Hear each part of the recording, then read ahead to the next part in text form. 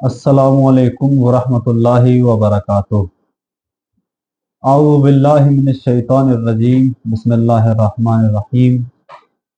अल्हम्दुलिल्लाहि रब्बिल आलमीन वस्सलातु वस्सलामु अला अशरफिल अंबिया वल मुरसलीन व अला आलिहि तय्यबीन अत्ताहिरीन अल मासूमीन। अम्मा बादु अल्लाहु तबारक व तआला फी मुहकम किताबिहिल मजीद वल फुरकानिहिल हमीद। बिस्मिल्लाहिर रहमानिर रहीम। वमा अरसलना मिन क़ब्लिका इल्ला रिजालन नूही इलैहिम फस्अलू अहल ज़िक्रि इन कुंतुम ला तअलमून। मोमिनीन कराम, सबसे पहले अल्लाह ताला की बारगाह में दुआगो हैं कि खुदावंद मुतआल तमाम मोमिनीन व मोमिनात, तमाम मुस्लिमीन व मुस्लिमात को अपने हिफ्ज़ व अमान में रखे। उसके बाद खुदावंद मुतआल की बारगाह में शुक्रगुजार है कि अल्लाह ताला ने हमें एक इस्लामी मुआशरे में पैदा किया और दीनी फ़ज़ा में तालीम व तरबियत हासिल करने की तौफ़ीक अता फरमाई। गुज़श्ता गुफ्तगू में आपकी खिदमत में बयान हुआ था कि कुरान करीम अल्लाह ताला का कलाम है, जिसे अल्लाह तबारक व तआला ने तमाम बनी नौ इंसान की हिदायत के लिए नाजिल फरमाया है।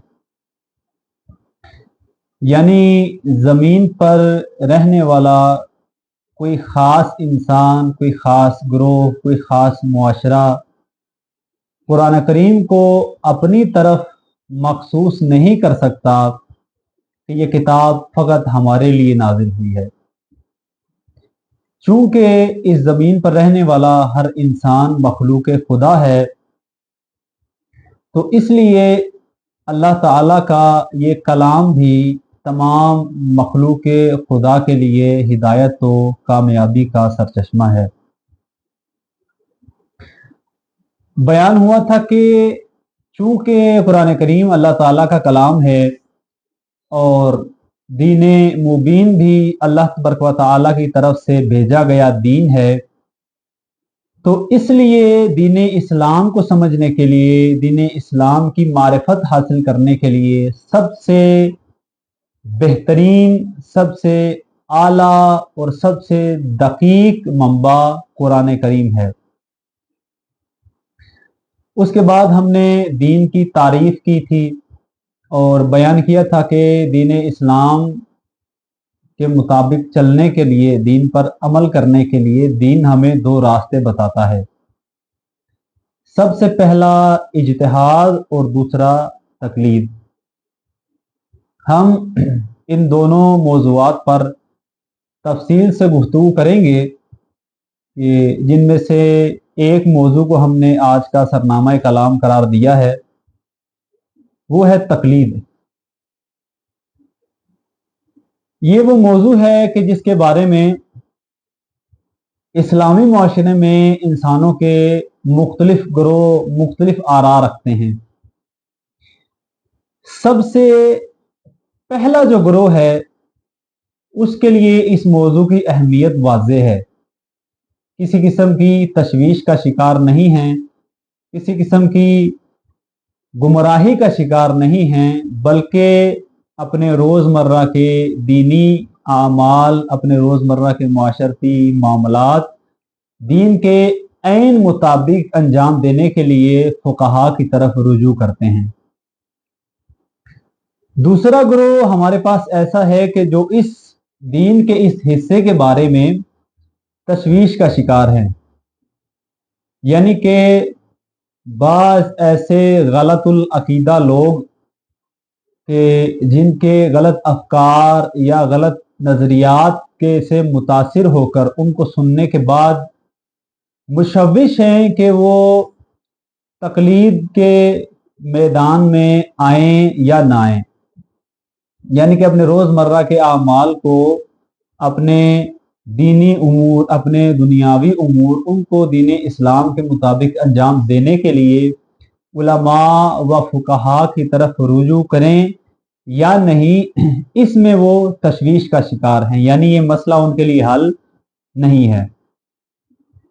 ایک تیسرا گروہ جو ہمارے سامنے آتا ہے وہ دین کے اس حصے کا کھلم کھلا انکار کرتے ہیں، تردید کرتے ہیں، یعنی کہ ایسے گمراہ راستے پر گامزن ہیں کہ وہ دین کے اس حصے کو ماننے کے لیے تیار نہیں۔ اس کی بھی اپنی وجوہات ہیں، دین کی معرفت نہ ہونا، قرآن کریم کی معرفت نہ ہونا، علماء سے دوری، علم و معرفت سے دوری، یہ چیزیں سبب بنتی ہیں کہ ایک انسان اس طرح ایک خالص اور ناب چیز کے مخالف کھڑا ہو جاتا ہے۔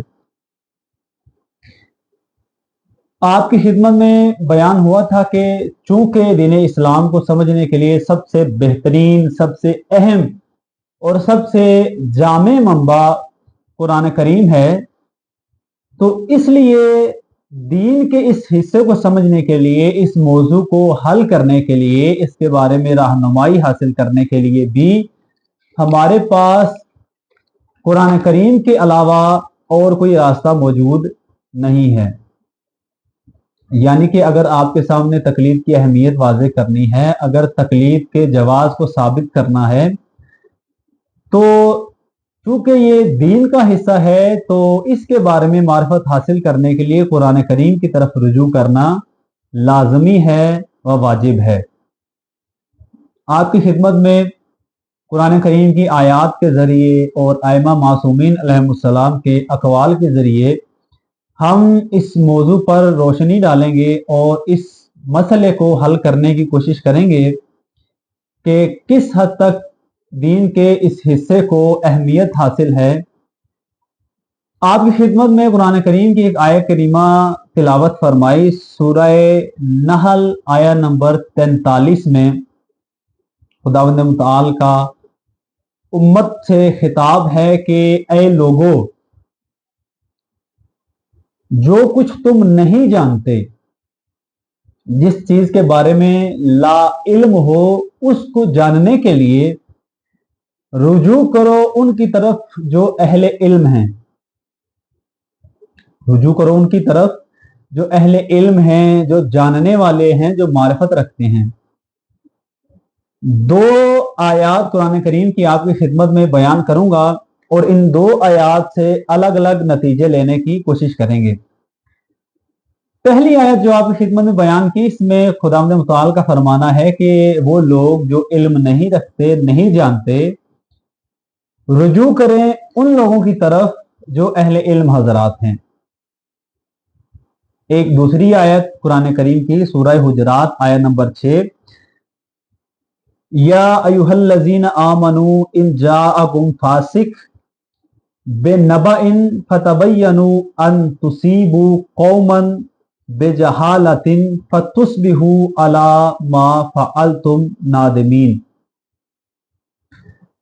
قرآن کریم میں اللہ تعالیٰ کا فرمانا ہے کہ اے لوگو، اگر کوئی فاسق تمہارے پاس کوئی خبر لے کر آئے تو اس کی تحقیق کر لیا کرو، بغیر تحقیق کے اس بات کو، اس خبر کو قبول کر کے کسی دوسرے تک نہ پہنچا دو، ایسا نہ ہو کہ بعد میں تمہیں اس پر شرمندہ ہونا پڑے۔ آپ کی خدمت میں قرآن کریم کی دو آیات پیش کی۔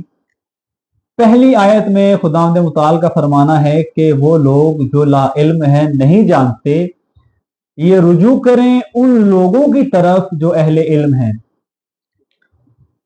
دوسری آیت کریمہ میں آپ کی خدمت میں بیان کیا کہ خداوند متعال فرما رہا ہے کہ وہ لوگ جو فاسق ہیں، ان میں سے اگر تمہارے پاس کوئی خبر لے کر آئے تو اس کی تصدیق کرو، اس کی تحقیق کرو، بغیر تحقیق کے، بغیر تصدیق کے اس خبر کو آگے مت پہنچا دو، کہ ایسا نہ ہو کہ تمہاری خبر کے ذریعے کسی دوسری قوم کو نقصان پہنچے اور بعد میں تمہیں اس بات پر شرمندہ ہونا پڑے۔ پہلی آیت میں اہل علم حضرات جن کے بارے میں تذکرہ ہے، یہاں یہ بھی کہا جا سکتا ہے کہ اہل علم حضرات سے مراد انبیاء کرام علیہم السلام ہیں، आइमा मासूमीन अलैहिस्सलाम हैं। इससे मुराद कोई आलिम, कोई मुज्तहिद या फ़क़ीह नहीं है। एक मतलब ये भी इस आयत से अखज़ किया जा सकता है।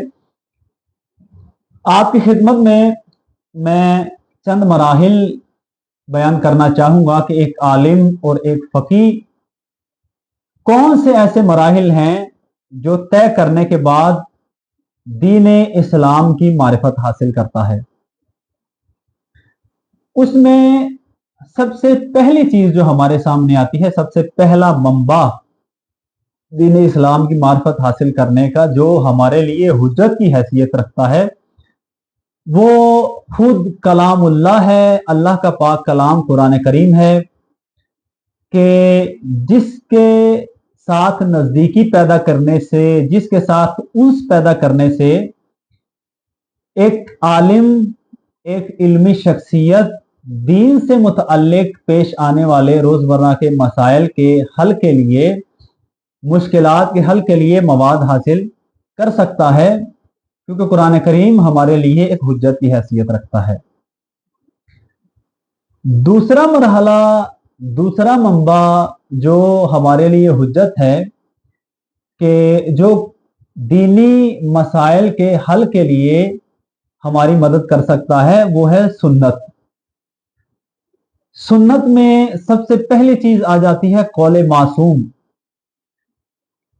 कौले मासूम यानी मासूम अलैहिस्सलाम के ज़माने में एक शख्स मौजूद था और मासूम अलैहिस्सलाम ने उसके सामने कोई ऐसी बात की, किसी मसले के बारे में गुफ्तगू की कि जो मसला मासूम के से सुनने के बाद वो रिवायत की शक्ल में या हदीस की शक्ल में हम तक पहुंचा। तो ये मसला हमारे लिए कौले मासूम हुज्जत की हैसियत रखता है। इस मसले के जरिए आज के दौर में पेश आने वाले दीनी मुश्किलात और मसाइल के हल के लिए मदद ली जा सकती है। दूसरी चीज जो सुन्नत में शामिल है वो है फेले मासूम, यानी कि मासूम अलैहिस्सलाम के जमाने में मासूम अलैहिस्सलाम से एक अमल सरजद होता देखा गया और वो किसी रिवायत की शक्ल में हम तक पहुंचा। तो आज के ज़माने में हमें पेश आने वाली दीनी मुश्किलात के मसाइल के हल के लिए ये रिवायत भी हमारे लिए हुज्जत की हैसियत रखती है कि जिसमें फेल मासूम मौजूद है, यानी मासूम ने कोई अमल अंजाम दिया, उसको देखा गया और वो उसी तरह हम तक पहुंचा और उसको हुज्जत करार देते हुए अपने किसी मसले के हल के लिए हमने उससे मदद ले ली। तीसरी चीज जो सुन्नत में शामिल होती है वो है तकरीर मासूम, यानी कि मासूम अलैहिस्सलाम के जमाने में मासूम के सामने, मासूम के देखते हुए किसी शख्स ने कोई अमल अंजाम दिया, वुजू किया या नमाज पढ़ी, इस तरह का कोई अमल अंजाम दिया और मासूम ने उसको देखा लेकिन उस अमल से मना नहीं फरमाया, तो यहां पे भी इस अमल की तस्दीक हो जाती है और ये अमल हमारे लिए हुज्जत की हैसियत रखता है कि हम अपने रोजमर्रा के दीनी मसाइल के हल के लिए इस मसले को सामने रखते हुए उससे अपने दीनी मसाइल को हल करने के लिए उससे मदद ले सकते हैं। आपकी खिदमत में मैं मराहिल बयान कर रहा था कि किन मराहिल को तय करते हुए एक इंसान दीन इस्लाम की मारिफत हासिल करता है और उस मकाम तक पहुंचता है कि कुरान करीम से और उन मनाबे से जो जिक्र किए गए हैं उनसे दीनी मसाइल से मुताल्लिक अहकामात हासिल करता है, उनको अपनी ज़ात पर भी लागू करता है और दूसरे इंसानों के लिए भी आसानी पैदा करता है। पहली चीज उसमें थी कुरान, दूसरी सुन्नत जिसमें कौले मासूम, फेले मासूम और तकरीर मासूम शामिल थी। तीसरी चीज जो इसमें आ जाती है, जो मंबा है, जो हमारे लिए हुज्जत है, वो है अक्ल व इजमा,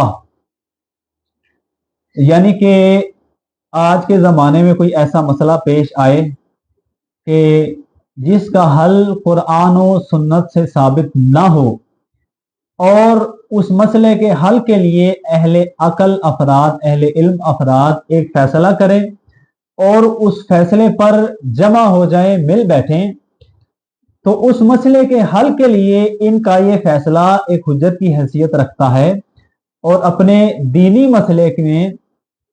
मसले में पेश आने वाली मुश्किल के हल के लिए हम इससे मदद ले सकते हैं। ये मराहिल आपकी खिदमत में बयान किए कि जिन मराहिल को तय करने के बाद एक अहले इल्म शख्स दीन से, दीनी मसाइल के बारे में, दीनी अहकामात के बारे में इस्तेंबात करता है हल और उसको आगे लोगों तक पहुंचाता है। दूसरी चीज आपकी खिदमत में बयान ये करूं कि जो 2 आयात आपकी खिदमत में बयान की हैं, उसमें पहली चीज अहले इल्म हजरात का जिक्र है कि जिनकी तरफ रुजू करने का कुरान करीम ने हुक्म दिया है, और इस आयत से बाज लोग ये नतीजा लेते हैं कि अहले इल्म हजरात से मुराद अंबिया व मासूमीन अलैहिमुस्सलाम हैं, लेकिन कुछ लोग इसको आगे बढ़ाकर उलमा व फुकहा तक भी लाते हैं। दूसरी आयत में हमने बयान किया कि कुरान करीम का कहना है कि वो शख्स, फासिक शख्स, अगर तुम्हारे पास कोई खबर लाए तो उस पर एतमाद ना करो, बल्कि उस खबर की तहकीक करो। ये 2 चीजें 2 आयात आपकी खिदमत में बयान की। इन 2 आयात में से जो फासिक है, जो फासिद है, उसको तो हमने खारिज कर दिया कि उसकी बात काबिल एतबार नहीं है क्योंकि वो फासिक है। अब बात आ जाती है उलमा व फुकहा की तरफ। तो यहां पे सवाल उठता है कि जब आप ये कहते हैं कि एक शख्स ने इल्म हासिल किया है, दीन में तफक्को की है, दीन की मारिफत हासिल की है, तो हम क्यों उसकी बात पर एतबाद कर लें, क्यों उसके बताए हुए मसाइल से मदद लेकर हम अपने दीनी मसाइल हल करें? क्योंकि वो गैर मासूम है और गैर मासूम गलती भी कर सकता है, गैर मासूम भूल चूक का शिकार भी हो सकता है, गैर मासूम आयात में, रिवायात में, अहादीस में रद्द-बदल भी कर सकता है। तो आखिर किस तरह से हम गैर मासूम पर एतबार कर लें, गैर मासूम पर एतमाद कर लें और उसके बाद उससे अहादीस की तफसीर, अहादीस की तशरीह, रिवायात की तफसीर, रिवायात की तशरीह और अपने दीनी मसाइल का हल उससे लें? आखिर ये कैसे मुमकिन है जबकि हमारे लिए मासूम हुज्जत है, अंबिया कराम अलैहिमुस्सलाम हुज्जत हैं, मासूमीन अलैहिमुस्सलाम हुज्जत हैं। और अब जिस जमाने में हम जिंदगी गुजार रहे हैं, हमारे ऊपर अल्लाह की तरफ से इमाम ज़माना अलैहिस्सलाम हुज्जत हैं। अब चूंकि इमाम मौजूद नहीं हैं, पर्दा गैबत में हैं, और उम्मत को पेश आने वाले मसाइल के हल के लिए कोई इंसान इमाम से राबता भी नहीं कर सकता, तो अब सवाल ये है कि क्या इस उम्मत को इसके हाल पर छोड़ दिया गया है? कुरान का एक हुक्म है कि नमाज हर मुसलमान पर वाजिब है। एक मिसाल आपकी खिदमत में दे रहा हूं कि नमाज कायम करो। कुरान करीम का हुक्म है नमाज कायम करो, रोजा रखो। कुरान करीम किताब हिदायत है और जब नाजिल हुआ तब से लेकर कयामत तक कुरान करीम में बयान हुआ हर हुक्म हर मुसलमान के लिए वाजिब है। जब से ये हुक्म लागू हुआ है तब से लेकर कयामत तक इसमें किसी किस्म की भी छुट्टी नहीं है। तो अब जमाना गैबत है, दुनिया रोज बरोज तरक्की कर रही है, इंसान को रोजाना नए से नए मसाइल पेश आ रहे हैं। तो उन मसाइल के हल के लिए इंसान क्या करे? जो दीन के वाजिब फराइज हैं हमारे ऊपर, जो दीन ने हमारे ऊपर लागू किए हैं, लाजमी करार दिए हैं, इमाम ज़माना की गैबत में वो वाजिब हमारे लिए अंजाम देना किस हद तक जायज़ है, अंजाम दें या ना दें, और जब अंजाम दें तो उनमें पेश आने वाली मुश्किलात, वहां पैदा होने वाले मसाइल के हल के लिए किसकी तरफ रुजू करें? यहाँ हम कौले मासूम अलैहिस्सलाम से इस्तिफादा करेंगे। सबसे पहले मैं दो अहादीस आपकी खिदमत में बयान करना चाहूँगा कि जिसमें सबसे पहली हदीस जनाब रसूल अकरम सल्लल्लाहु अलैहि वसल्लम से हम तक पहुँची है। किताब सुननुल तिरमिज़ी में रसूल अकरम सल्लल्लाहु अलैहि वसल्लम की हदीस मौजूद है, जिसमें रसूल खुदा फरमा रहे हैं कि अल उलमाओ वरसतुल अंबिया, के उलमा अंबिया के वारिस हैं। अब यहाँ पर विरासत से मुराद ये नहीं है कि अंबिया कराम अलैहिस्सलाम कोई जायदाद छोड़ गए हैं कि जिसकी उलमा ने हिफाजत करनी है, उसको संभाल के रखना है, या फिर उलमा या अंबिया कराम अलैहिस्सलाम कोई माल और दौलत छोड़ गए हैं कि जिसकी हिफाजत उलमा ने करनी है और इसको संभाल के रखना है। यहाँ विरासत से मुराद जिम्मेदारियां हैं, यानी कि वो जिम्मेदारियां जो अंबिया कराम अलैहिस्सलाम पर लागू होती थी, वही जिम्मेदारियां आज उलमा पर भी लागू होती हैं। अगर अंबिया कराम अलैहिस्सलाम लोगों को तकवा पर उभारते थे, तो आज उलमा की जिम्मेदारी है कि वो लोगों को तकवा पर उभारें। अगर अंबिया कराम अलैहिस्सलाम लोगों को तालीम देते थे, तो आज उलमा के लिए लाजमी है कि वो लोगों को तालीम दें। अगर अंबिया कराम अलैहिस्सलाम लोगों की तरबियत करते थे, तो आज उलमा के कंधों पर वो फरीजा आता है कि वो लोगों की तरबियत करें। उलमा अंबिया के वारिस हैं से मुराद अंबिया कराम अलैहिस्सलाम की तमाम जिम्मेदारियां उलमा के कंधों पर आती हैं। ये एक हदीस आपकी खिदमत में रसूल अकरम सल्लल्लाहु अलैहि वसल्लम की पेश की। दूसरी हदीस एक मारूफ हदीस है, आपने काफी दफा सुनी भी होगी। इमाम हसन अस्करी अलैहिस्सलाम से हदीस है जो किताब वसाइल शिया में जिक्र की गई है। इमाम फरमा रहे हैं कि अम्मा मन काना मिनल फुक़हाए साइनन लिनफ्सिही हाफिज़न लिदीनिही मुतीअन लिअम्र मौला मुखालिफन लिहवा। आगे तवील हदीस है। इस हदीस में जो आखिरी लफ्ज इमाम ने इस्तेमाल किया है वो ये है, पहले तफसील से चलते हैं। इमाम बताया कि वो फकीह, फुकहा में से वो फकीह, फुकहा में से वो फकीह कि जो अपने नफ्स की हिफाजत करने वाला हो, अपने दीन की हिफाजत करने वाला हो, अपने मौला का फर्मा बरदार हो, जिसके दिल में दुनिया का लालच ना हो। अगर ऐसा कोई फकीर देखो तो आवाम के लिए लाजमी है कि युकल्लिदूहु फलिल आवामे युकल्लिदूहु।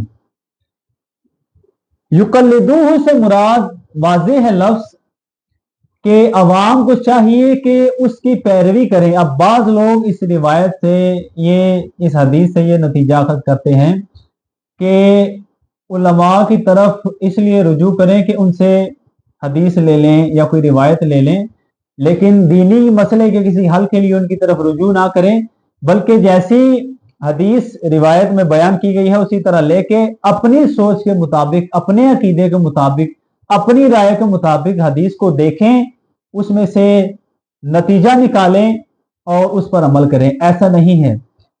अवाम को हुक्म है कि उनकी तरफ रुजू करे, उनकी तकलीद करे, उनकी पैरवी करे। पैरवी करने से क्या मुराद है, तकलीद करने से क्या मुराद है कि उलमा व फुकाहा अहादीस से, रिवायात से किसी दीनी मसले का जो हल निकाल कर अखज़ करके बयान कर रहे हैं, उसको, उस हल को उसी तरह उनसे लें और उनके बताए हुए तरीके के मुताबिक उस पर अमल करें।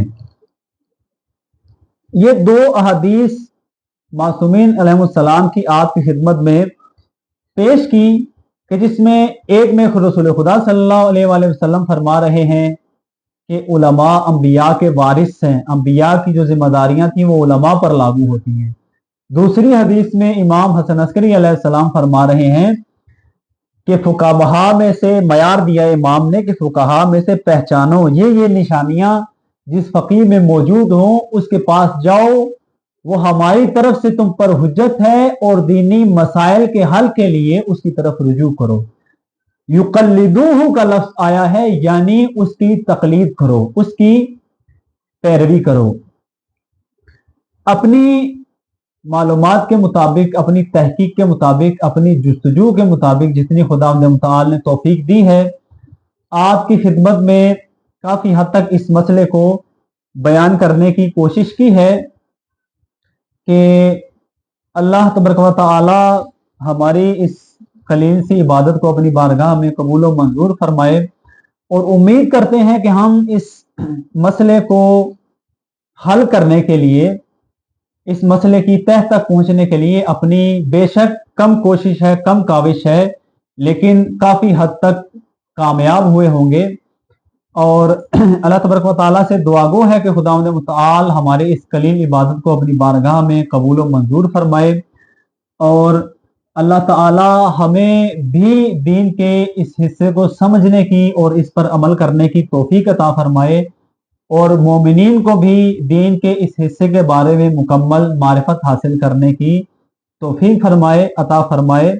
वस्सलामु अलैकुम वरहमतुल्लाहि वबरकातुहू।